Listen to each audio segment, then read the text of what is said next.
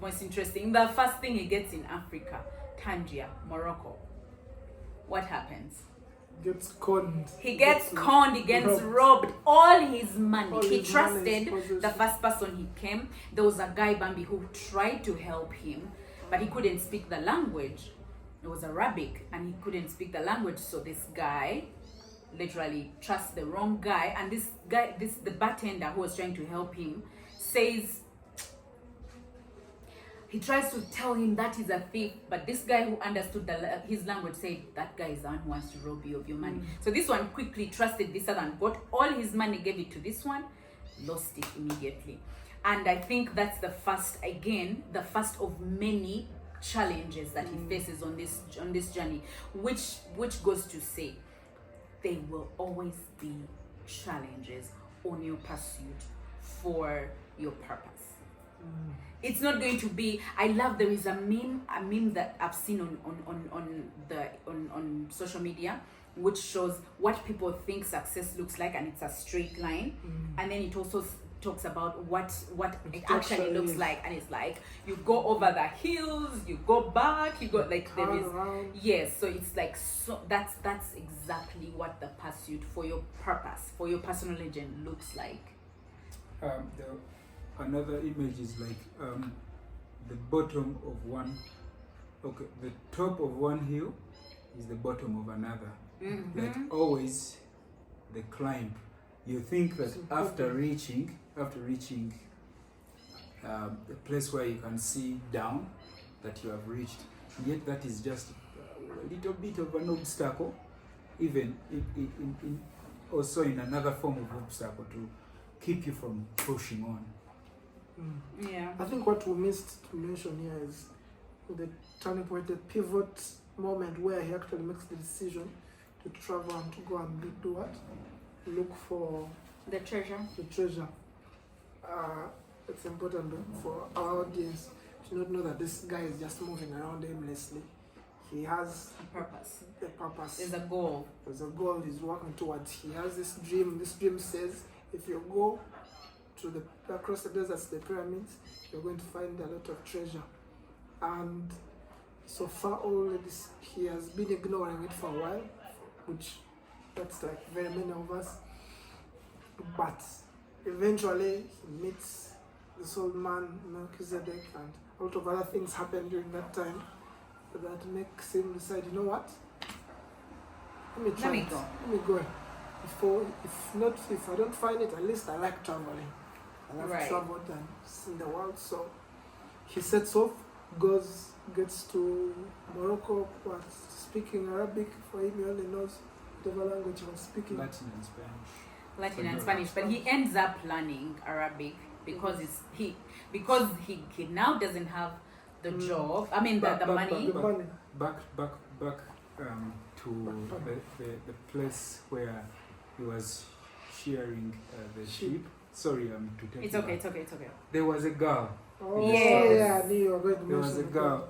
I As can't a girl. believe I was listening to the second time. Then I don't know why one of the girls was not in my mind, because this was my second time reading the book, and I was like, how did the first girl get erased out of my mind when Fatima came into Fatima was They the don't even- girl. They don't even mention the name of the girl before, actually. Yeah, it was just the daughter of the merchant. Yes, the daughter of the merchant. But anyway, I shall add on it later. But there was a girl. There was a girl that he always wanted, like always coming back to that place because Of she that wanted girl, to- he looked forward. It's like Yes. I would tell her stories. We would plan out all these stories. Yes. But that again, that was still In part. fact- I think those are some of the things. I thank you for bringing that up. Those are some of the things that make you stay in your what you fated, want, yes. in what you in the normal. Yeah. Because there's a highlight. There's that highlight that makes you stay, but it's not 100%. But it's always there, and it's there, and it makes you think, okay, this is fine. This is okay. I don't have to go like, let me just stay with fate. I don't have to choose the hard, you know? Yeah, but I also think the other significant something I always like to say is that I think one of the reasons he enjoyed spending time with this girl is because all his travels, you know, the adventures he used to go through with his ship out in the countryside. All the things that the enjoyable things, the experiences you have really don't mean much if you don't have someone to share that with, someone to tell them about. So he really enjoyed having someone to share that with. You know, when I'm out there, I meet this, I see that. It adds, Hello, single people. That's so much more value to it. Yeah. Yeah. Literally everyone on this guys. Anyway, what I wanted to say about the girl also, she actually is the one who prodded the boy to talk about where he came from, his family and what and how, and that got the boy thinking a different direction actually. At that point, the dream became more serious than before because he remembered what he had put down, that he could travel, and then he started thinking, maybe this dream actually is more than just a dream. For one, it is a recurring dream. Two, now that he gets to think about it, that he has sacrificed all this, his journey to becoming a priest, and then now the girl comes and talks about all these things. I think at some point, I don't know whether it was the first or second one, who tells him, you need to go and pursue this one. I think it was Fatima though. But anyway, that was quite significant that the girl was supposed to be in his story so that he can see the kind of routine that he got into was quite similar to the one that he had run away from to become the priest. That he just ran from here just to restart the same cycle here, but just with different kind of characters. Yeah. So before we go to where he gets the job, I wanted to point out that is rock bottom. You are in a foreign country. You have 0 shillings. In fact, it says he just started looking around. He was looking at a sword that he admired, and he knew there and then, this guy has left me, hasn't he? He just didn't want to turn around and see it. It took his time.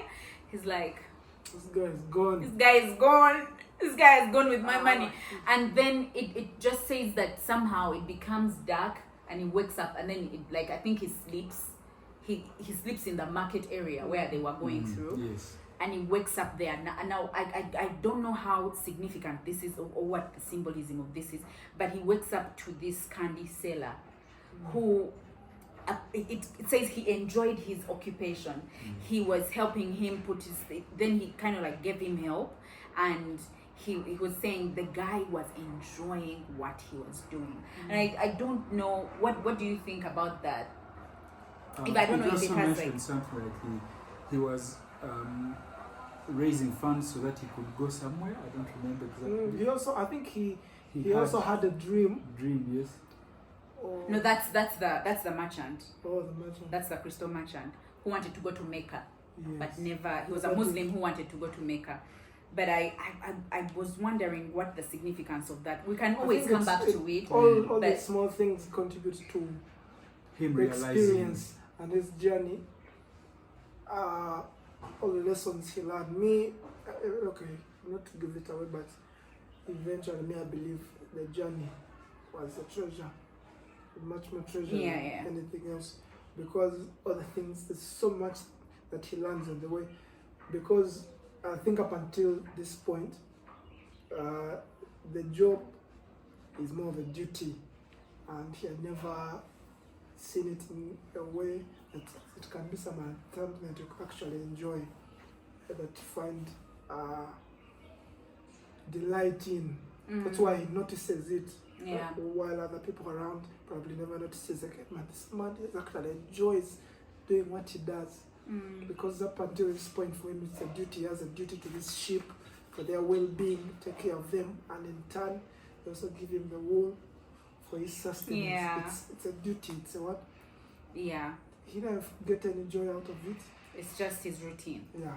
Yeah. But now he gets to realize that actually you can do something, benefit from it, but you actually do it, enjoy it. And I think that's a big lesson that he learns on his way. Yeah. So now we move on to him. He has to go get a job. he gets a job with this crystal merchant. And it becomes so. And what I wanted to point out is again that theme of free will versus fate. Right now, fate is happening. He didn't choose this. He has to get a job because it doesn't. He's like, his personal legend pursuit. That dream has been deflated. I mean, like, I don't have money. How do I get there?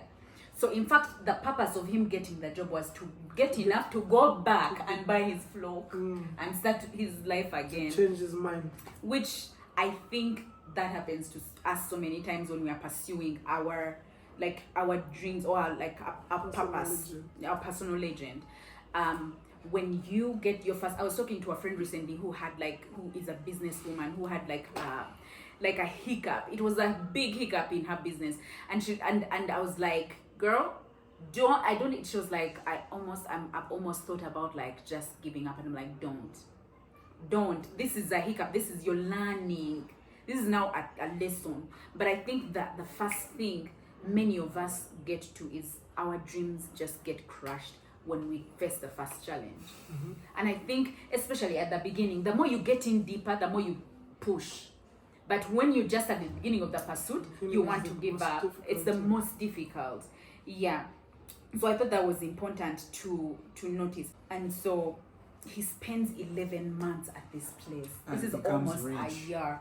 Yes. And this guy's shop is Booms. successful. Booms.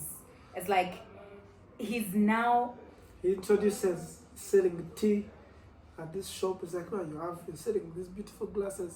How about there are merchants coming through here who are exhausted, who want some refreshments? How about you sell some refreshments in these cups? Right. And then that is also another It's way. okay if you want, you can do it. But actually, I think this merchant had thought about this idea. I But think one of the another- things it says is like, I'm used to my life now. If you decide to introduce something new, it's going to change me and to change what I need to do, and it's going to make me want more. And then they had a conversation that evening, and then at the end of that Just conversation, he's like, Go for tomorrow, it. go for it. And what is most important is this is another free will versus fate thing. This guy had wanted to do what? To go to Mecca. He was a Muslim who always wanted to go to Mecca. But again, he kept on saying, I didn't have someone to live in here. Then business was doing well. Then at some point, business failed. People stopped coming up this way because his shop was at a hill, and so his business was just plain, and so he kind of like gave up on everything. And so the contrast between this guy who's trying to go and then this guy who chose to stay, even when he whatever. One thing we have to go back. I'm sorry. Before he leaves, I think it's Melchizedek who talks about the baker. He's like, that baker, do you see that baker over there? That Yes. baker wanted to go Yes, to be a traveler. He wanted to be a traveler, wanted to see the country, wanted to see the whole world. And then business, he started a business to finance that. Then the business did well, and then he grew, and then he stayed, and then he completely forgot When this became the his dream. life.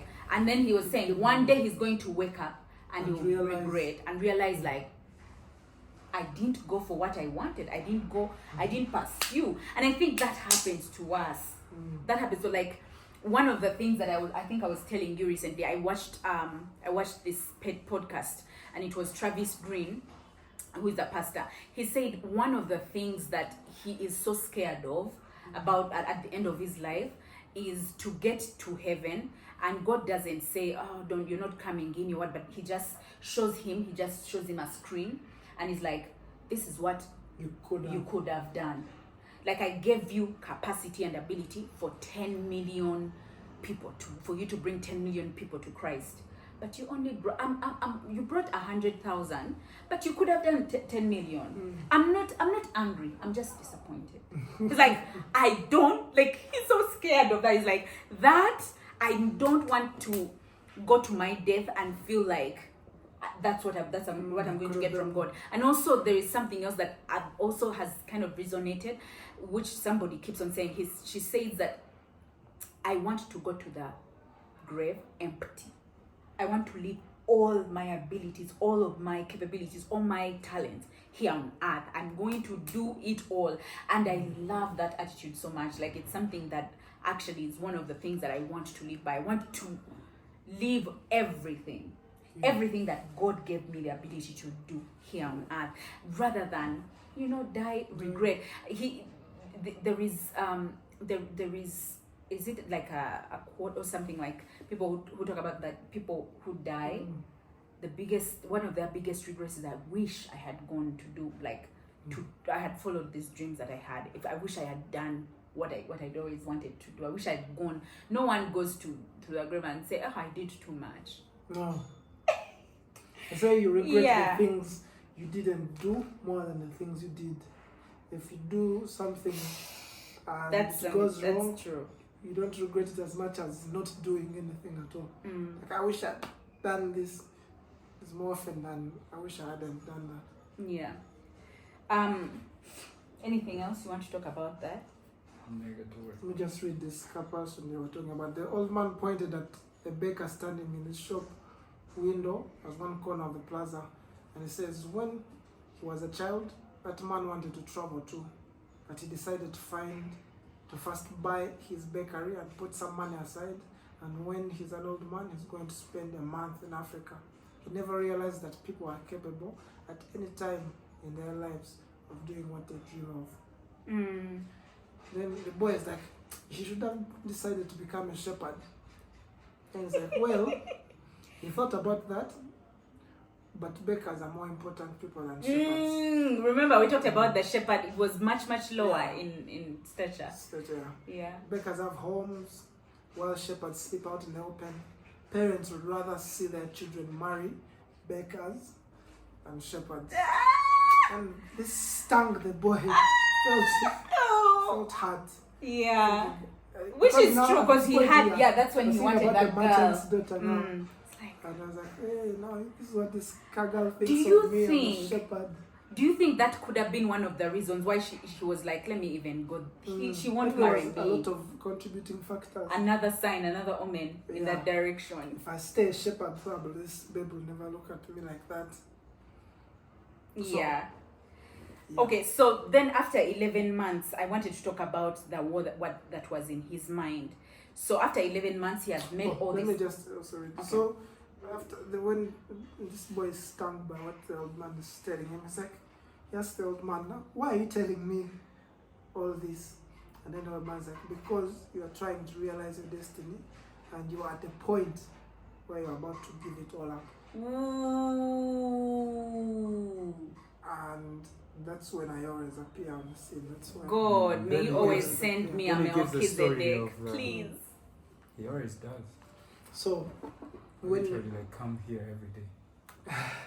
You're my Melchizedek. Okay, you were saying? Yeah, anyways, so we are now at the Crystal Merchants. He's stayed there for 11 months. Now it's time for him to leave. Like, this is almost a year since he left home. He's like, his home. So the battle in his mind is, do I go back or do I continue forward? And I wanted to read that because, sorry? He even had enough money to go and buy twice as many sheep that he had made money. And he had made a fortune, like, pretty much. Yeah. And he was also looking, he was standing at a place where he could see Africa. And so literally, what he wanted, he saw home. He could see there, and he also could see where he could see going. both back and forth. Yeah. Which is a very, very, very pivotal moment. Very tight place to be actually in every person's life. Yeah. Like when you're at that point where you are coming from is very clear. Like you have your job, you still have one more meeting that could decide whether you go on or not. And you literally have an interview next day. And you're like right there, what do I do? Do I actually like stick up to them, or do I be me? Do I take the chances with the next job? And so every person reaches that point. And especially when you have so many things working in your favor. Like right now the boy has a lot of money. Has a lot of money which can do either side. Other side, yes. And either side can he has the capability to go either side. Yes. But what is he going to choose? So I wanted to read at that moment. So when he has left the merchant's place, so this goes, this is what's going on. He had worked for an entire year to make a dream come true, and that dream, minute by minute, was becoming less important. Maybe because that wasn't really his dream. Who knows? Maybe it's better to be like the crystal merchant, never to go to Mecca and just go through life wanting to do so. Oh, there is something that we forgot to say. What that merchant said, that his dream, his what keeps him alive is the hope, the desire that one day he will go. He says, if I go, then what is there to live for? Oh God, what a lie. What a lie. Sometimes it's not a lie. But no. But it depends on, but on, you on remember the what posture you of said? your heart. You remember what you said? Yes. Where one mountain top Again, ends, another one starts. it is still the posture of your heart. If the comfort that it brings, that you staying in that place, is the one that tells you that in front of there, it is like when you go, you will still be in another place like this. So that one will. But if you have a hope that even when you reach there, you still have another place to reach to, and still have another place to reach to. Which is But what it depends, life is. It depends on where your posture of your heart has is. raised is actually a real scare or worry for In most real people. life, Is yeah. that if your dream is to climb the top of the mountain, the top of the highest mountain, once you get there, you've done it all. Yeah. What else is there in life? Find Yeah. another What mountain. What other mountain? If You've you've reached the climbed the highest highest mountain. mountain. You've climbed Everest. Climb the Which clouds. goes back to say, like, even Yeah. that's why you hear people who have it all, have all the money in the world, they say it's empty. Yeah. Because that is not that is not it. It's That not is the not treasure. it. Yeah. the journey. But also another thing which I like, McConaughey says, his hero is him in 10 years. So when he gets to that person, now that he says, I will never be my hero, because my hero, the person I look up to, is me in 10 years. I haven't gotten there. And I yet, haven't gotten there, and I will never get there. That's why I will keep going. I think that's the good posture to have. Yes, that's Let me what I just was read saying. the bit about. So the merchant is not of the boy. Tells him, when I was young, all I wanted to do was put together enough money to start this shop. I thought someday I'd be rich and I could go to Mecca. I began to make some money, but I could never bring myself to leave someone in charge of the shop. The crystals are delicate things. These are all the boy excuses you always give yourself. Right. At the same time, people were passing my shop all the time, headed to Mecca. Some of them were rich pilgrims traveling with caravans, with servants, camels, but most of the people We're poor. making the pilgrimage were even poorer than I was. Imagine. All How who many went- pause? How many times have you seen somebody who has much less than you go after their dream and go get it? hard- yeah, I'm getting it. You look at them and like, Kale, I was could- better I than could do them. better than I that. could do So better. very many Yeah. times, like, Oh God, open our eyes. Open our eyes. yeah. So he says, all who went there were happy at having done so. So you've seen people chasing their dream, similar dream that you are doing. They've chased it and they found happiness in it. But somehow, you are still finding excuses to not do it. Right.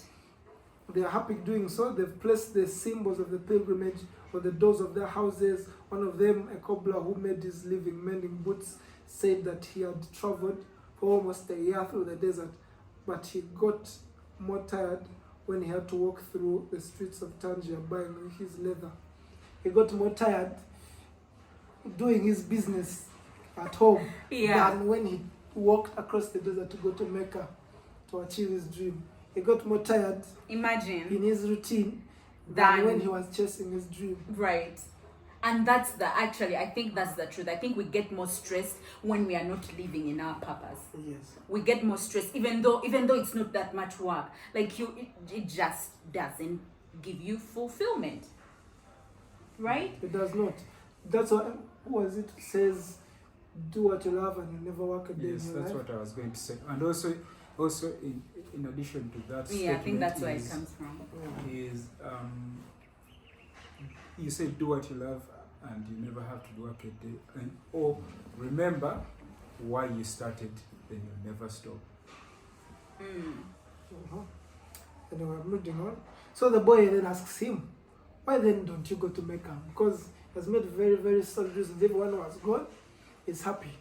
Be it the poor, be it the rich, everyone who has made the pilgrimage appears to be happy. Then what reason do you have? It's like, because it's the thought of Mecca that keeps me alive. That's what helps me face those days that are all the same. The mute crystals on the shelves, the lunch and dinner, same horrible cafe. I am afraid that if my dream is realized, I'll have no reason to keep on living. Can never be me. Can you believe that? Can never be me. In the name of Jesus, I cancel pour hot porridge. Can never be me. I will go after, like, no. Anyways. I'm going to skip a lot and to go to the place, because there's a lot that the boy contributed to this man's shop, and that's why he made a lot of money when he was there, and by the time he left, this merchant was also a lot richer. And there's a lot in here that I think we can unpack. So he comes up with an idea, and he says to the merchant, to sell tea. Let's sell tea to the people who climb the hill. And then the merchant is like, but there's a lot of people who are selling tea around here, this part. But then he says, but we can sell the tea in these crystal glasses that we're selling. The people will enjoy the tea and want to buy the glasses. I've been told the beauty is the great seducer of men. So the fact that the glasses are beautiful will get them to even buy what? The tea and the glasses. You're doing two things also. So the merchant didn't respond this afternoon.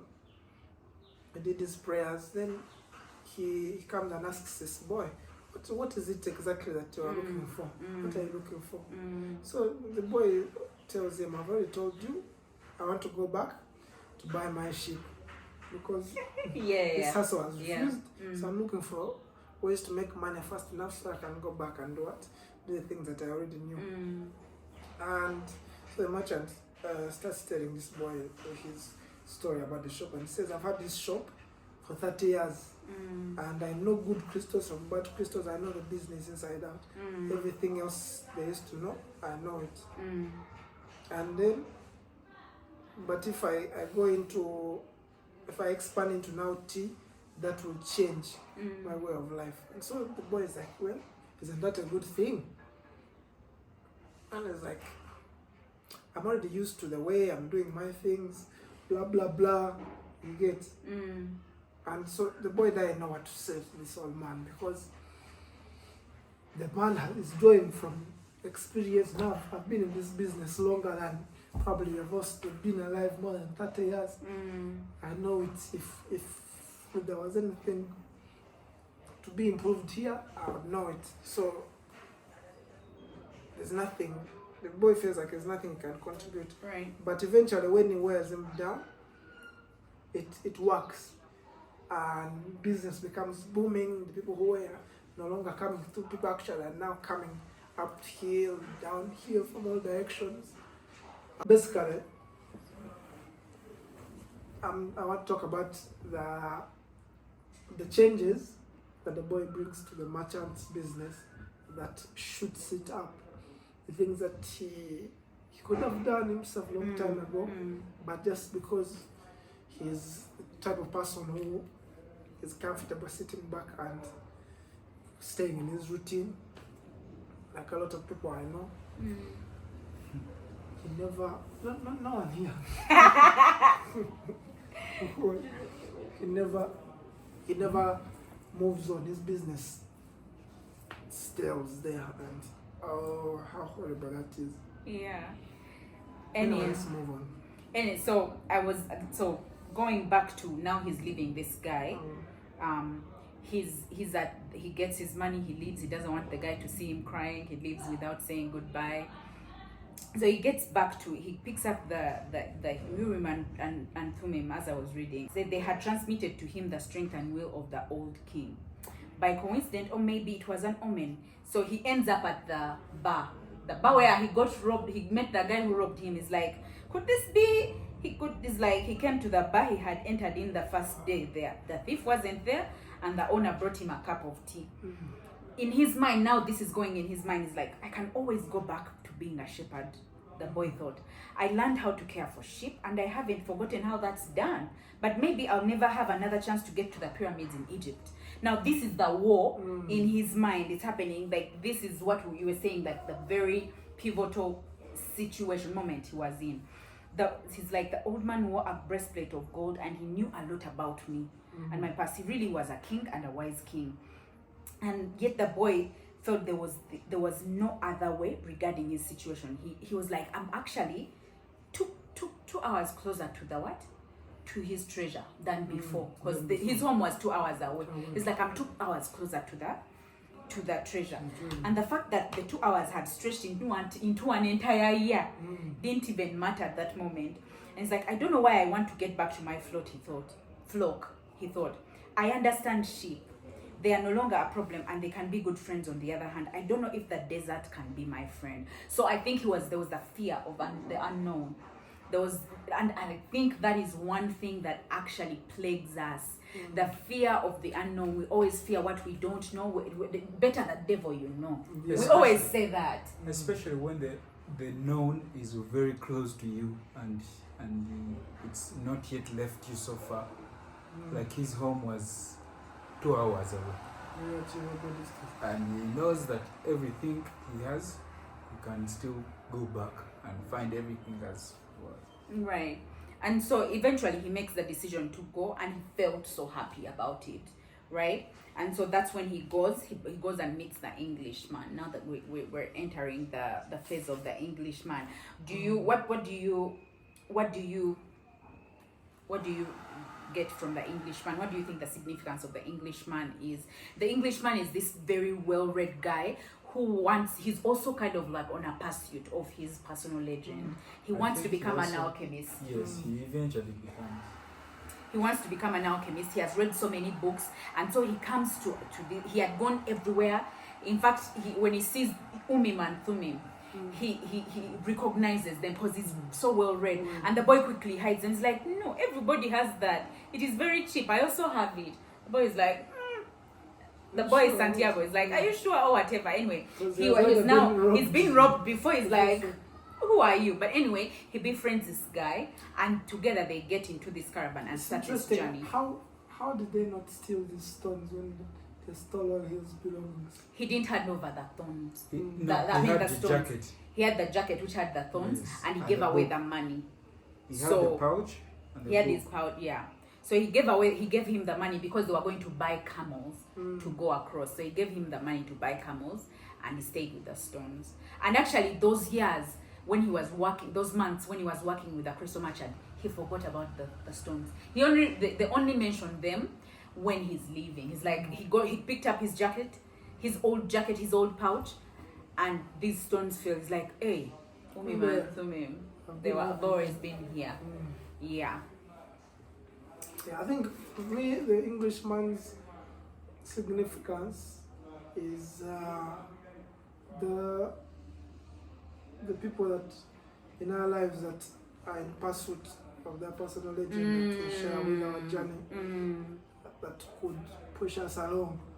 Let's say if you want to travel fast, travel alone, but if you want to travel far, travel with someone who's also traveling in a similar direction. I love that. Yeah, so I feel like his journey would not have gone that far if he hadn't met this Englishman who, because he could share in the pool of his resources, he had camels, he had all these things, and he was also searching for a purpose that was in a similar direction.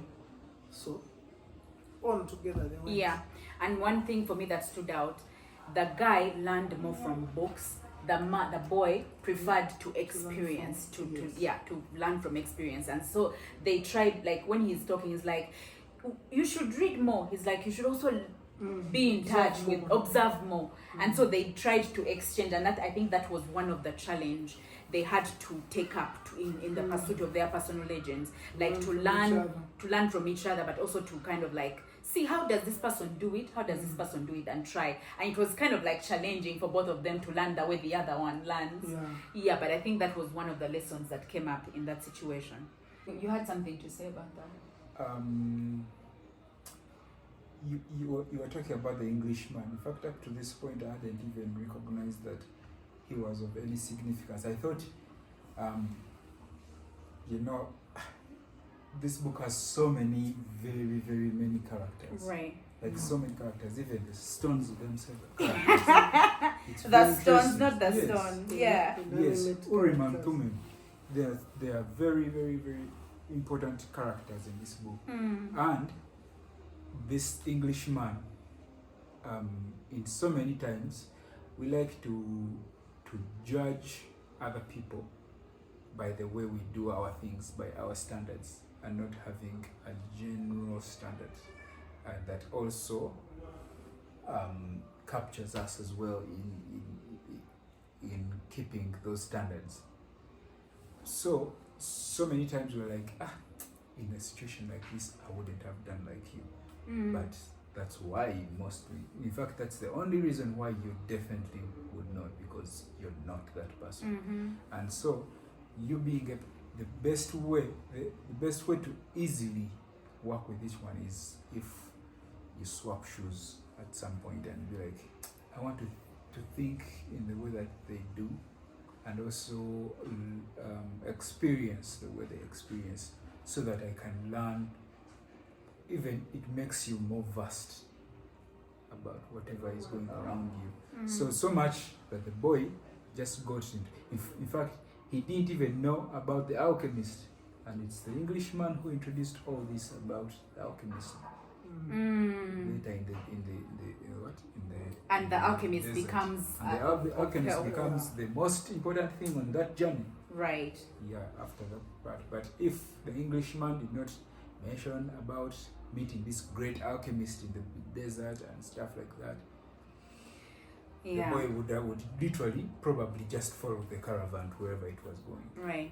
I wanted to make a note of this part.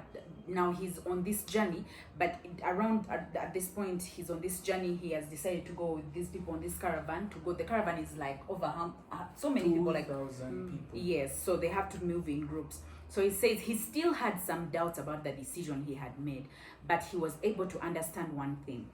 Making a decision was only the beginning of things.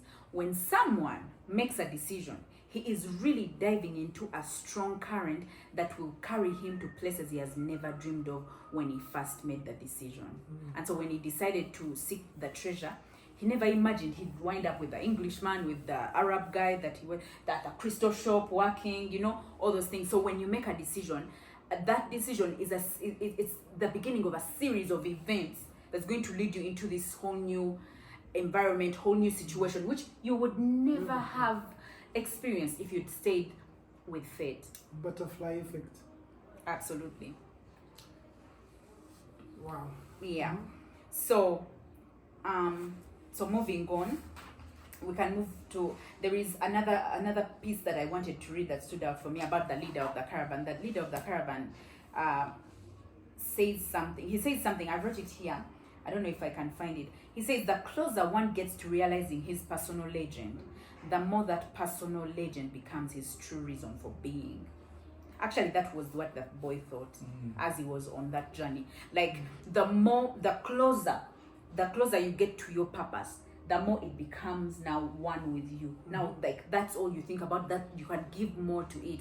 And so I think that's to encourage anybody that's on this journey, that you can go on this journey. You can get, like, you can start and know that it will get better. Like, you become one with your purpose eventually. It's just harder in the beginning. You get there, you get into the whole thing. And I think, like, the closer, what he's saying, the closer you get to realizing it, the more the personal legend becomes your true reason for being, the more your purpose becomes true to you and personal to you. Whoever defines your life lives it for you. I'm sorry. What? Yeah. The closer one gets to realize his personal legend, the person that is your legend, if they are the ones who define So what the purpose your purpose starts is. defining you. Yes. Okay. So they start living your life for you. Yeah, I thought that was amazing, because he he had all these doubts, he had everything, but one thing that he realized was like, you know what? The closer I get to realizing my personal legend, the more personal it's going to become for me, and so it becomes like part of it becomes my true reason for being. Yeah. And there was also that the situation is he was talking about learning about everything, about what does he learn from the sheep, what does he learn from the crystal, what does he learn from the desert. He was trying to he knew that he had to be one with these challenges that were coming at him. He had to become one with the desert to understand how the desert talks, how the desert, how this, you know, this journey, for him to be able to travel this journey, he had to get in there and learn.